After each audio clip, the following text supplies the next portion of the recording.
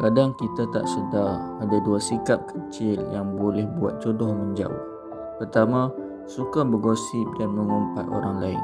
Nampak macam kecil, tapi perlahan-lahan dia rosakkan hati kita sendiri. Bila mulut kita sibuk cerita orang, hati pun jadi gelap. Aura kita hilang dan orang sekeliling pun rasa energi itu. Ingat, orang takkan nampak kecantikan dalaman kalau kita sendiri simpan racun dalam hati.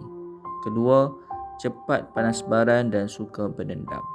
Memang semua orang ada emosi, tapi beza antara kuat dan baran ialah bila kita boleh kawal diri. Kadang marah tu datang dari luka lama, dari trauma masa kecil. Tapi kalau tak belajar lepaskan, kita akan terus ulang pattern yang sama. Belajarlah untuk tenang, belajarlah untuk memaafkan. Sebab jodoh yang baik datang bila hati kita pun baik.